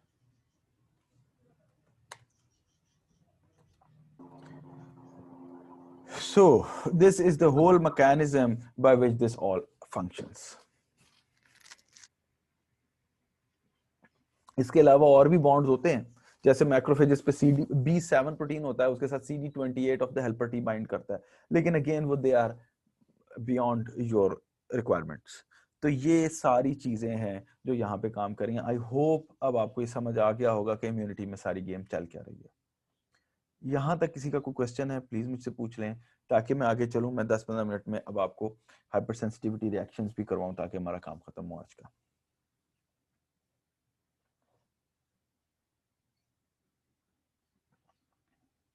एनीवन? नथिंग? चलें जी, फिर हम शुरू कर देते हैं hypersensitivity reactions. No I can stop the sharing, क्योंकि ये आप लोग बाद में फिर ले लीजिएगा मेरे से, हम इधर ही रहते हैं। 3-4 लोगों का इंटरनेट भी डिस्कनेक्ट हो गया हुआ है। do not know what is the reason. चलें जी, hypersensitivity reactions. What are hypersensitivity reactions? शाबाश, कौन बताएगा? Can any one of you tell me what are hypersensitivity reactions? General terms में देखो, एक सिंपल सी चीज है, एंटीजन आया, एंटीबॉडी रिस्पॉन्स आना चाहिए, जैसे हमने अभी देखा इस तरह से आ जाना चाहिए। अगर वो एबनॉर्मल एनहांस्ड रिस्पॉन्स है जो रूटीन से ज्यादा है तो उसे हम हाइपर सेंसिटिविटी कहते हैं। इसकी मैं एक छोटी सी मिसाल देता होता हूँ कई दफा, एक थोड़ी सी समझाने के लिए। से for example, if a lizard comes in your room और आपको बड़ा डर लगता है चुपली से, लिजर्ड से, so what will you do? You will just ask your brother to kill it with a slipper और अ स्टिक मैक्सिमम, या आप अपने वॉल्ट में से एक गन निकालेंगे और उसको लोड करेंगे और उसको फायरिंग करना शुरू कर देंगे। You will not do it, क्योंकि अगर आप पिस्टल फायर करेंगे या गन फायर करेंगे, obviously it will damage your own room, it can break the mirrors, the bullet can rebound and kill yourself. तो एक्चुअली जो ओवर एक्सप्रेस्ड किस्म की रिस्पॉन्स होती है जो कि नहीं होनी चाहिए, दिस इज हाइपरसेंसिटिविटी। हाइपरसेंसिटिविटी की 4 टाइप्स हैं। Will just formulate it very fastly. Type 1, इसको एक लिखते जाएं बस आप लोग। Type 1 is also known as anaphylactic, it is also known as allergic. Type 1 is also known as anaphylactic, allergic, and even atopic. It is IgE mediated.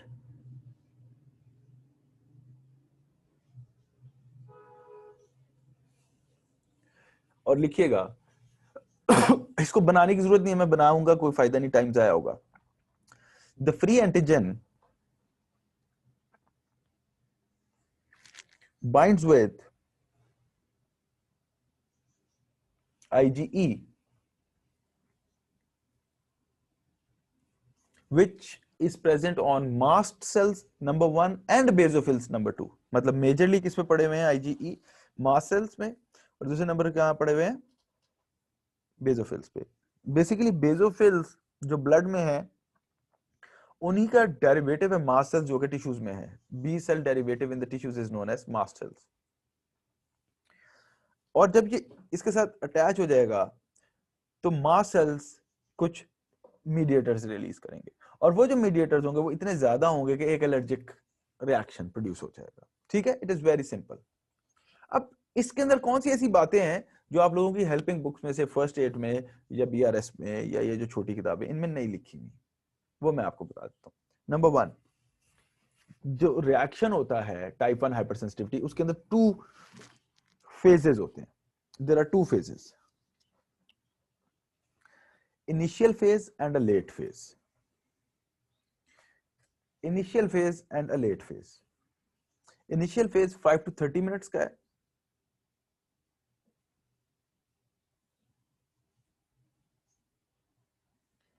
बल्कि यूं कह लो 5 to 30 मिनट्स में स्टार्ट होता है और 60 मिनट्स में खत्म हो जाता है। 5 to 30 मिनट्स में इनिशिएट होता है, 60 मिनट्स में खत्म हो जाता है। लेट फेज 2 to 8 आवर्स में स्टार्ट होता है, अप टू डेज चलता है, कई दिनों तक चल सकता है।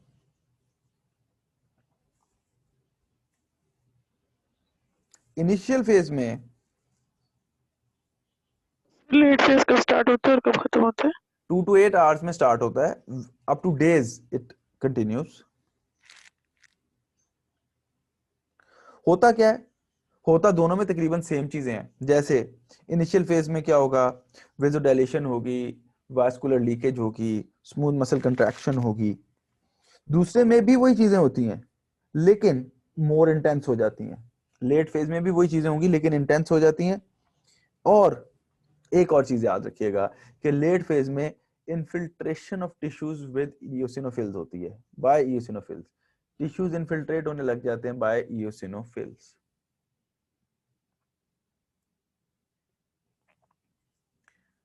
अब इसके मीडिएटर्स क्या क्या हैं? इसके 2 मीडिएटर्स हैं, इसके ये भी चीजें नहीं लिखी हुई बुक्स में। पहले हैं प्राइमरी मीडिएटर्स जो कि प्राइम इंपॉर्टेंस रखते हैं। Primary mediators which are very important. Number 1 heparin, बल्कि नंबर 1 क्या? Heparin. The primary mediator is heparin. इसके अलावा एडिनोसिन।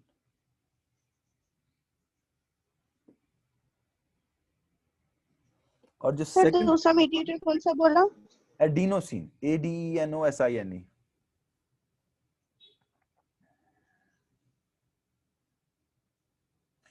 और ये जो प्राइमरी मीडिएटर्स होते हैं ना, ये इनिशियल रिस्पांस में रिलीज होते हैं क्योंकि ये स्टोर्ड होते हैं सेल के पास, ये मास्ट सेल के पास स्टोर्ड होते हैं, इसीलिए फौरन रिलीज हो जाते हैं।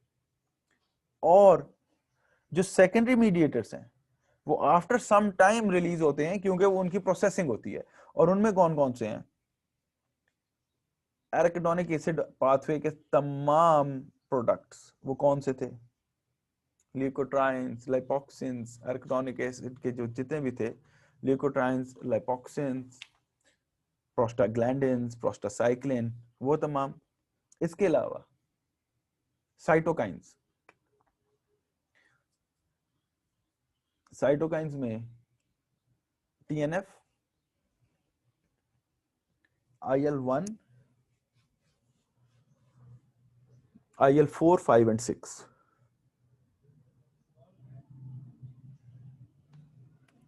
ये 5-6 साइटोकाइंस। एग्जाम्पल्स दे सकते हैं आप? लोकल भी होती हैं, जनरलाइज्ड भी होती हैं। लोकल में क्या हो गई? कंटैक्ट डर्माटाइटिस, अर्टिकेरिया, GIT की कोई ऐसी एलर्जिक रिएक्शन जो GIT खाना खाने से होता है, इनहेलेशन में ब्रोंकोकंस्ट्रिक्शन हो गई, ये लोकलाइज्ड हैं। और एस्थमा लोकलाइज्ड है, राइनाइटिस लोकलाइज्ड है। और अगर ये स्वेयर हो जाए, पूरी बॉडी में हो जाए, तो एनाफाइलैक्सिस हो जाएगा। एनाफाइलैक्सिस जनरलाइज्ड है, पूरी बॉडी में रिएक्शन आ गया। और इसके अंदर एक और चीज याद रखिएगा, इसकी एग्जांपल्स में मैंने काफी सारी तो बोल दी, बी स्टिंग ऐड कर दीजिएगा, बी स्टिंग। ठीक हो गया टाइप 1। अब आ जाए टाइप 2 पे। Type 2 is also known as cytotoxic, या इसे हम एंटीबॉडी मीडिएटेड भी कहते हैं या एंटीबॉडी डिपेंडेंट भी कहते हैं।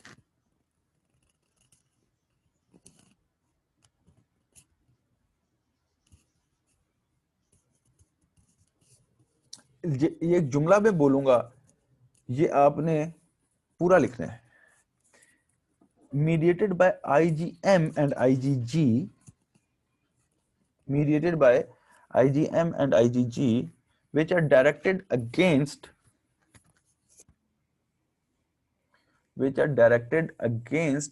antigens which are fixed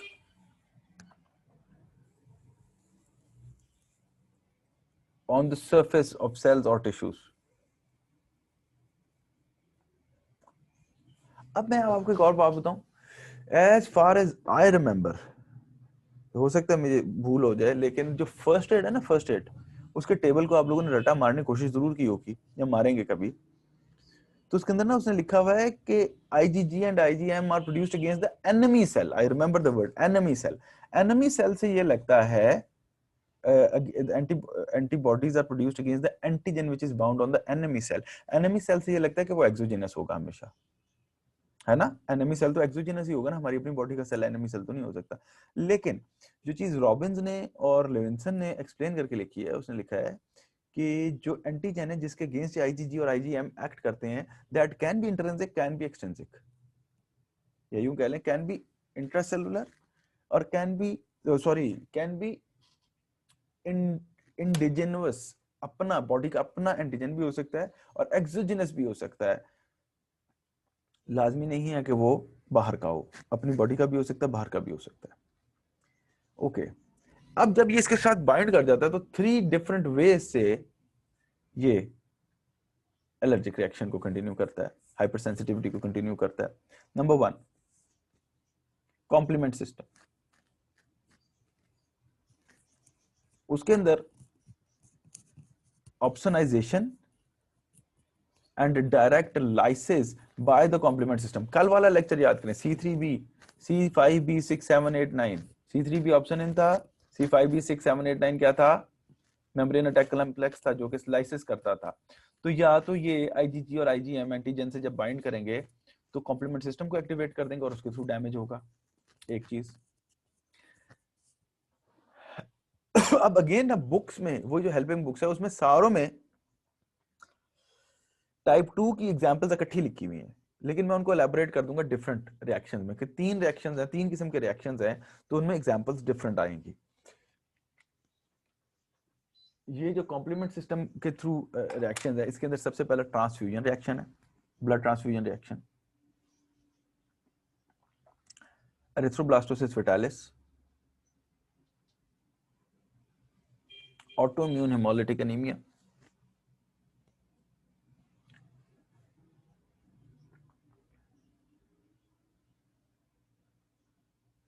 rheumatic fever, pemphigus vulgaris,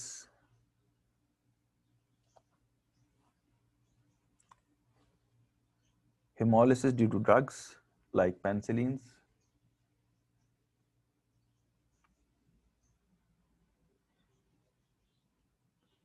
ये चंद एक एग्जांपल्स हैं।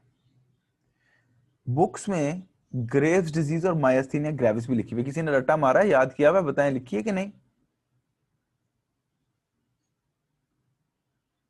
लिखी हुई है सर। जी सर, हाँ। ऑटोइम्यून डिजीजेस हैं।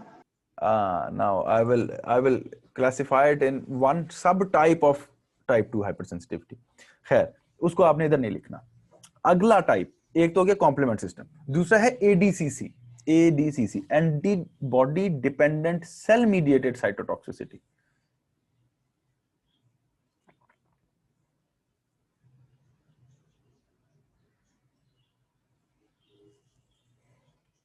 इसमें सिंपल है, IgG कुछ सेल्स को एक्टिवेट कर देगा जो डायरेक्टली जाके किलिंग कर देंगे।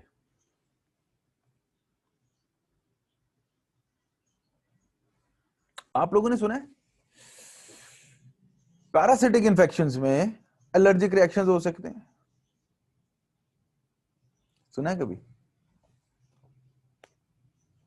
क्योंकि पैरासाइट्स की किलिंग में IgE इन्वॉल्व होती है। तो यहां पे याद रखिएगा कि इस ADCC की एक एग्जांपल जो आपके पास आती है वो ये आती है कि eosinophils mediated killing of parasites,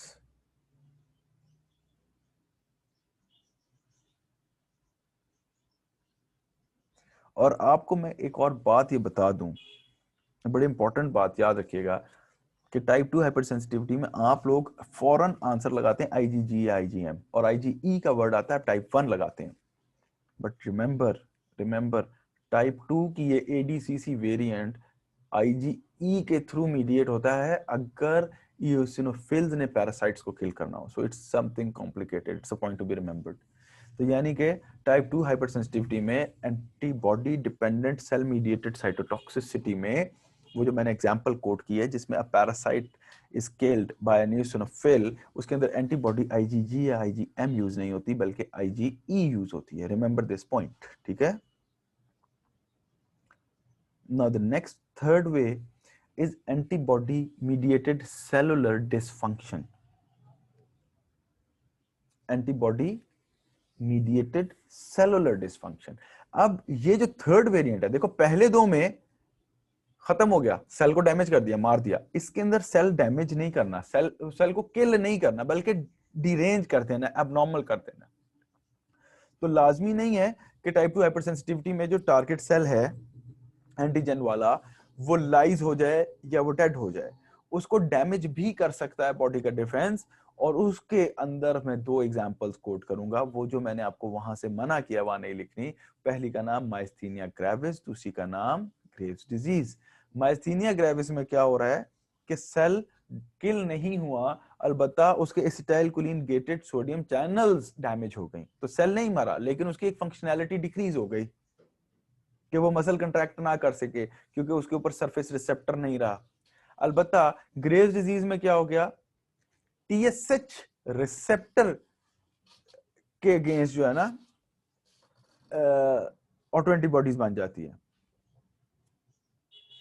और वो auto antibodies thyroid stimulating hormone receptor of the thyroid gland पे आके एगनिस्ट इफेक्ट देती हैं, जिसकी वजह से हाइपरथायराइडिज्म हो जाता है। नई बात है ये, थोड़ी सी अल्लाह करे आपको नई लगे।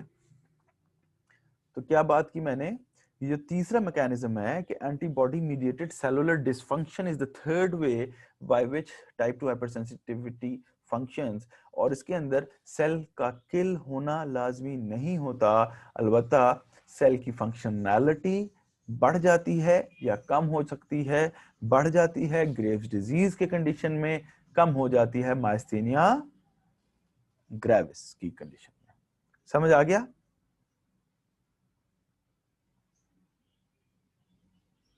Proceed. Okay. Type 3 hypersensitivity. Type 3 hypersensitivity हमेशा IgG mediated होती है। वैसे इसको हम दूसरा नाम क्या देते हैं? Immune complex mediated. अब दूसरी में क्या हुआ था कि एंटीबॉडी एक फिक्स्ड एंटीजन के ऊपर जाके लड़ी थी। इसमें क्या होता है, एंटीजन एंटीबॉडी कम्प्लेक्स बन जाता है और वो कहीं पे जाके अकुमुलेट होता है और एक्टिवेट होता है। ठीक है, तो ये एंटीजन एंटीबॉडी कम्प्लेक्स मीडिएटेड है, इम्यून कम्प्लेक्स मीडिएटेड है, इसीलिए कहते हैं एंटीजन एंटीबॉडी कम्प्लेक्स को ही हम इम्यून कम्प्लेक्स कहते हैं। इसके अंदर क्या होता है, there is deposition of antigen antibody complex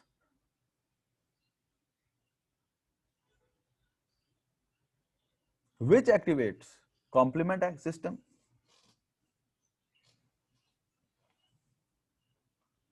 and PMNs। PMN क्या होते हैं?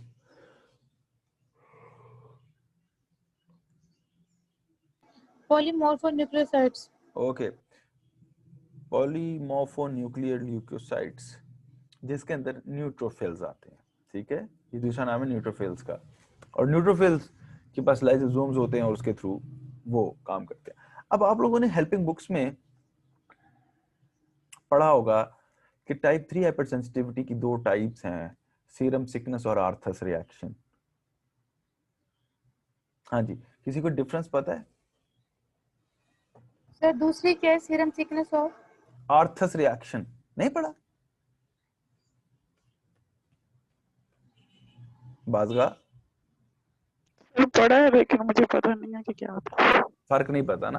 देखिए अब मैं अब आपको समझाता हूँ। ये फर्क होता है बड़ी किताब में और छोटी किताब में ना, वहां से रट्टा तो लग सकता है बट इंफॉर्मेशन नॉलेज नहीं मिलता। Serum sickness is a wide spread disease जो कि पूरी बॉडी में या काफी सारे एरियाज को इन्वॉल्व कर रही होती है, काफी सारे सिस्टम्स को in many cases. Arthus reaction localised tissue necrosis है जो कि सिर्फ और सिर्फ उसकी क्या नाम है यार, टेटनस की वैक्सीन के बाद होती है। ठीक है, तो swelling and inflammation after tetanus vaccine होती है आर्थस रिएक्शन। तो अब मैं अब आपको समझाता हूँ इसकी दो टाइप्स। पहली सीरम सिकनेस। सीरम सिकनेस लिखिएगा, ये क्या है?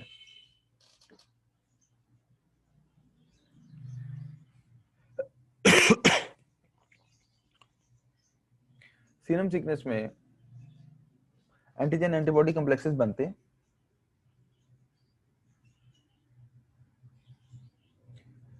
which deposit in the membranes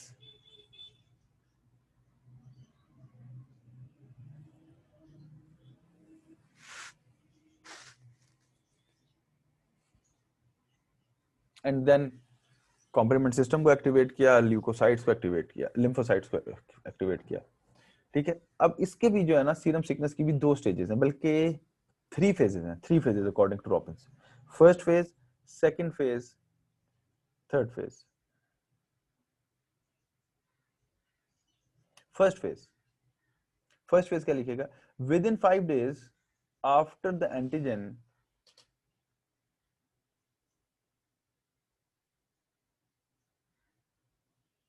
in the first 5 days after the antigen comes into the body, this phase continues।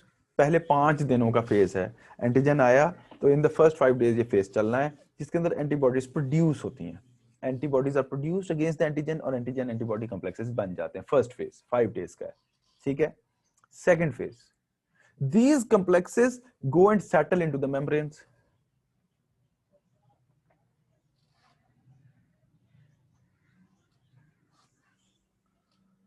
ठीक है, और Sir, go and सेकंड दोबारा settle in. बताएं। जी जी, the antigen antibody complexes go and settle in the membranes of the body. और जो असल बीमारी है या जो रिएक्शन नजर आता है वो थर्ड फेज में नजर आता है। थर्ड फेज, पहले में एंटीबॉडीज बनी और कम्प्लेक्सेस बने, दूसरे में एंटीजन एंटीबॉडी कम्प्लेक्सेस डिपॉजिट हो गए, तीसरे में क्या होगा, inflammatory reaction will start which is approximately 10 days after the first day. पहले दिन से लेके 10वें दिन, पहले 5 दिन वो चला, अगले 5 दिन दूसरा काम हुआ, अब 10वें 11वें दिन ये काम शुरू होगा, और इसमें फीवर होगा, आर्थ्रेल्जियाज होंगे, अर्टिकेरियाज होंगे, लिम्फ नोड्स एनलार्जमेंट होगी, प्रोटीन यूरिया होगा, किडनी डैमेज स्टार्ट हो जाएगा। डिपेंड करेगा कि कौन सी डिजीज है। एसएलई है तो बहुत सारे ऑर्गन इन्वॉल्व हो जाएंगे, रूमेटिक फीवर है, रूमेटॉइड आर्थराइटिस है, ग्लोमेरुलोनेफ्राइटिस है, वो डिपेंड करेगा कि वो किस किस जगह पे है, और वहां पे वो काम स्टार्ट हो जाएगा। ठीक है, तो फर्स्ट फेज फर्स्ट 5 डेज का है जिसके अंदर एंटीबॉडीज बनेंगी और एंटीबॉडी कम्प्लेक्सेस बनेंगे एंटीजेंस के साथ। सेकंड फेज अगले 5 दिन का है जिसके अंदर एंटीजन एंटीबॉडी कम्प्लेक्सेस, जिन्हें हम इम्यून कम्प्लेक्सेस कहते हैं, they will be deposited in the membranes. And the third phase which starts after the 10th day, उसके अंदर इन्फ्लेमेटरी रिस्पांस आएगा जिसके अंदर ये सारी बीमारी प्रोड्यूस होगी और क्लिनिकल पिक्चर डेवलप होगी। Now the examples of type 3, बोलिए। एसएलई, आरए समझते हैं? Rheumatoid arthritis, Rheumatoid arthritis. Yes, rheumatoid arthritis. PSGN समझते हैं? Post streptococcal glomerulonephritis.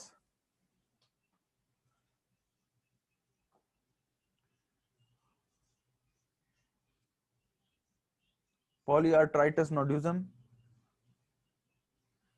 And serum sickness. ठीक हो गया जी। और अब इसकी जो माइल्डर फॉर्म है उसे हम क्या कहते हैं, आर्थस रिएक्शन। टाइप 3 की दूसरी फॉर्म आर्थस रिएक्शन, और आर्थस रिएक्शन को लोकल इम्यून कम्प्लेक्स डिजीज भी कहते हैं। देखो, immune complex diseases generally type 3 थी, अब इसका नाम क्या दिया हमने, लोकल इम्यून कम्प्लेक्स। लोकल से क्या मुराद हुआ, मैंने आपसे वही कहा कि लोकली इन्फ्लेमेशन एंड नेक्रोसिस होती है। एक्यूट इम्यून कम्प्लेक्स वैस्कुलाइटिस होता है लोकली एक जगह पे जहां पे टेटनस की वैक्सीन की जाती है, और उधर ही होता है, एंड दैट इज ऑल। तो ये छोटा सा टाइप 3 रिएक्शन है जो कि एक लोकली जगह पे होता है, विद इन 4 to 5 आवर्स ये शुरू हो जाता है और 1-2 दिनों में एडीमा और हेमरेज विजिबल नजर आता है और फिर बाद में रिग्रेस कर जाता है। मतलब ये छोटी सी लोकुलेटेड जगह है।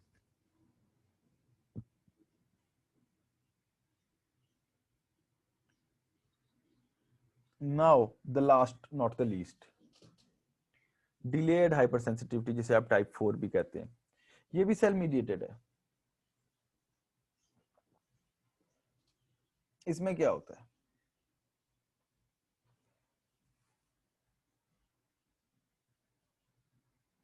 बताइए, शाबाश। CD8 सेल्स होते हैं। सेंसिटाइज्ड टी सेल्स, CD8 भी हो सकते हैं, CD4 भी हो सकते हैं, ये भी मैं अब आपको बताऊंगा कैसे। सेंसिटाइज्ड टी सेल्स जो पहले से सेंसिटाइज्ड हैं किसी एंटीजन के खिलाफ, they encounter an antigen again and then they release their mediators. इसीलिए इसको डिलेड का, कि एक ऐसा टी लिम्फोसाइट जो किसी एंटीजन, जो अभी हमने सारी बात पढ़ी है कि वो टी लिम्फोसाइट उस एंटीजन को पहचानता है और उसको पता है कि ये एंटीजन है जो कि हमारे लिए खतरनाक हो सकती है, ये फॉरेन इन नेचर है, जिसके अगेंस्ट वो एक्टिवेटेड है, हो सकता है बॉडी की हो। ठीक है, जैसे मल्टीपल स्क्लेरोसिस में बॉडी के अगेंस्ट है, टाइप 1 डायबिटीज में बॉडी के अगेंस्ट है, लेकिन ग्राफ्ट वर्सेस होस्ट रिएक्शन में डोनर के अगेंस्ट है जिसका ग्राफ्ट लिया हमने। ठीक है ना, या तो अब इसमें क्या होगा कि प्री सेंसिटाइज्ड टी सेल्स को दोबारा एंटीजन मिलेगी और वो उसके अगेंस्ट काम करेंगे, और ये 2 तरीकों से काम करता है, CD4 टी सेल्स के खिलाफ भी और CD8 टी सेल्स के खिलाफ भी। CD4 टी सेल्स काम करेंगे तो वो वैसे ही करेंगे जैसे भी हमने पिछले पेज पे सारा कुछ बनाया है, कि वो इंटरल्यूकिन 2 खसूसन TH1 सेल्स, CD4 के कौन सी टाइप इसमें इन्वॉल्व होती है, TH1 सेल्स, और वो इंटरल्यूकिन 2 के थ्रू क्या करेगी, मजीद CD4 को एक्टिवेट कर देगी, मजीद साइटोटॉक्सिक टी को एक्टिवेट कर देगी, और डायरेक्टली भी type 4 hypersensitivity CD8 cells के थ्रू हो सकती है, और वो उसके अंदर direct killing of the cell करेगा क्योंकि वो साइटोटॉक्सिक है, उसका नाम ही साइटोटॉक्सिक है। ठीक है, अब इसकी examples, type 1 diabetes mellitus, MS क्या है, मल्टीपल स्क्लेरोसिस, GB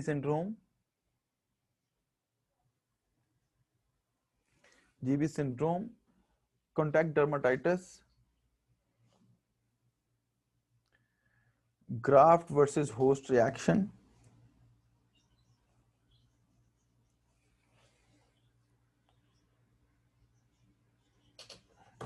और टीबी का एक टेस्ट होता है ट्यूबरकुलोसिस का, उसे कहते हैं PPD टेस्ट। PPD टेस्ट का क्या मतलब है, PPD का क्या मतलब है, सुना है आप लोगों ने PPD test for tuberculosis? Tuberculin reaction test होता है। Purified protein derivative test, purified protein derivative test, PPD test. तो इनके अंदर ये एग्जांपल्स बनती हैं। और एक छोटी सी बात यहाँ पे खत्म करने से पहले मैं एक और ऐड कर दूं 5-1 मिनट में, 2 मिनट में, कि ग्राफ्ट्स की भी टाइप्स पूछी जाती हैं, वो भी 2 मिनट में, क्योंकि अब इम्यूनिटी को हमने क्लोज कर देना है, तो it is a very important topic. So in just 1 minute just listen, what are the types of grafts? 4-5 किस्म के ग्राफ्ट्स हैं, listen very carefully. Autograft, autograft क्या होता है? What is automatic? Self sufficient. A car is automatic कि वो सब कुछ खुद कर रही है, सेल्फ सफिशिएंट। ऑटोग्राफ्ट क्या होगा? सेल्फ टू सेल्फ, मेरी ही बॉडी का कोई पार्ट मेरी ही बॉडी में कहीं लगा दिया जाए, जैसे वो FUE में क्या करते हैं, यहां से बाल लिए यहां पे लगा दिए। Autograft, rejection chances are minimum, minimum क्या, ना होने के बराबर है, नहीं होती रिजेक्शन, क्योंकि अपनी ही बॉडी का एंटीजन है ना, तो there is very rare, very very rare के उसके अगेंस्ट एलर्जिक रिएक्शन या एंटीबॉडी रिएक्शन हो। ठीक हो गया, ऑटोग्राफ्ट। दूसरा है isograft. Does anyone of you know what is isograft? Identical twin से लेते हैं। Very good. A graft from an identical twin is isograft. बहन भाई, माँ बाप, बच्चा, बेटा बेटी, कोई नहीं, ठीक है, ओनली एन आइडेंटिकल ट्विन जिसका जीनोम सेम हो, जीनोम सेम हो, तो वो आइसोग्राफ्ट है। फिर एलोग्राफ्ट, ALLO भी लिखते हैं American books, allograft. Non identical twins नहीं, लेकिन स्पीशीज सेम होती हैं। नॉन आइडेंटिकल ट्विन होना जरूरी नहीं है ना, from the same species, that's all. खा वो आपकी बहन हो, खा वो आपका भाई हो, आपके वालिद हो, वालदा हो, बेटा हो, बेटी हो, या आप एक चाइनीज हैं और वो एक नीग्रो है, या आप एक अफ्रो अमेरिकन है और वो एक श्रीलंकन है, एलो है। खा वो एक बहन भाई हैं तो भी एलो है, क्योंकि जीनोम चेंज्ड है। समझ आ गई? जी सर। ठीक है, ऑब्वियसली नॉन आइडेंटिकल ट्विन्स भी एलोग्राफ्ट हैं, लेकिन तमाम सेम स्पीशीज। और उसके बाद आखिर में जीरोग्राफ्ट, XERO। What is जीरोग्राफ्ट?